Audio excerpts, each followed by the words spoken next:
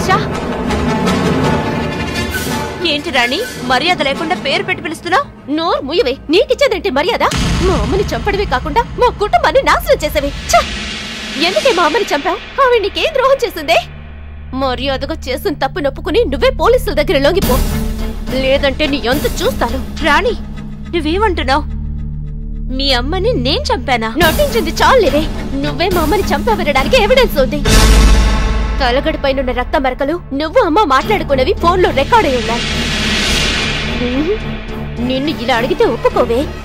ఉండు, పోలీసులకి ఫోన్ చేస్తేనే నీకు బుద్ధి వస్తుంది. వద్దు రాణి వద్దు, పోలీసులకు ఫోన్ చేయొద్దు, నన్ను క్షమించు. అలా అని బతిమాలతాననుకున్నావా? ఇప్పుడు చెప్తున్నానే, మీ అమ్మని చంపింది నేనే.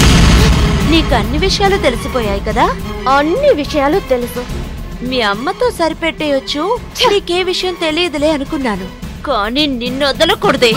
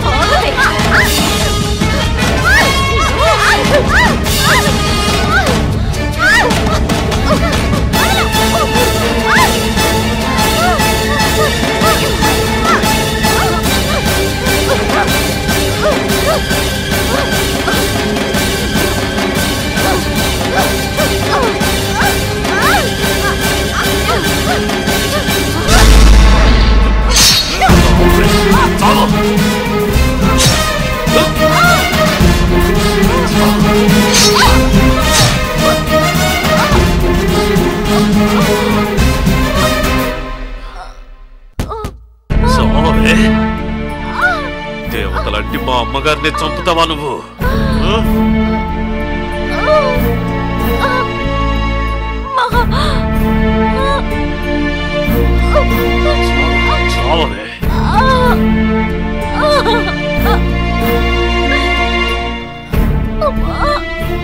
ఎంత పని చేసావు రవి?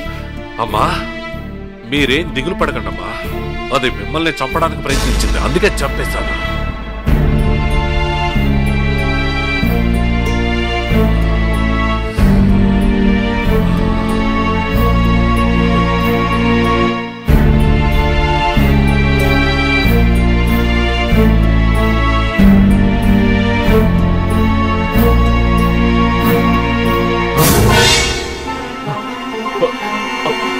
అమ్మని చంపింది ఇదే డాడీ. అయ్యా నన్ను క్షమించండి అయ్యా, అమ్మగారిని చంపింది ఇదే, చిన్నమ్మగారిని కూడా చంపడానికి ప్రయత్నం చేసింది, అందుకే చంపేశారు. అయ్యగారు ఇలా అయినా మీ రుణం తీర్చుకోనివ్వండి అయ్యా. అయ్యగారు నా గురించి మీరేం దిగులు పడకండి. నా వల్లే ఈ తప్పు జరిగింది, నన్ను క్షమించరా రవి.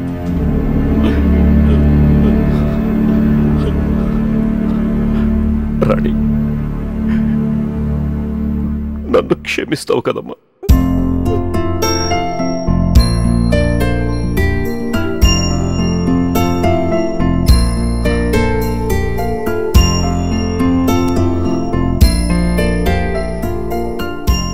నేను, మనం, దేశం, ఈ ప్రపంచంలో ఉన్నవాళ్లంతా తప్పకుండా తెలుసుకోవాల్సిందే.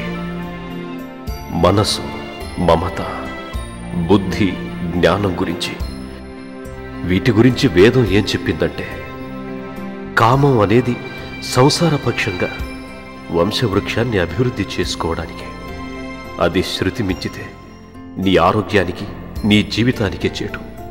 అలాగే కామంతో కళ్ళు మూసుకుపోతే అది నిన్నే కాదు నీ కుటుంబాన్ని కూడా నాశనం చేస్తుంది. ఈ ప్రపంచంలో మనిషిగా బతుకు, మంచిగా బతుకు, నీతిగా బతుకు, న్యాయంగా బతుకు. నన్ను క్షమించండి. మీరు ఆఫీస్కి వెళ్లకుండా మేనేజర్ని నమ్మి ఉండడం నాకు కొంచెం కూడా ఇష్టం లేదండి. ఆఫీస్ పనుల్ని అతని మీద పెట్టడం అంత మంచిది కాదండి. మన వ్యాపారం మనమే చూసుకోవాలి. అలా అయితే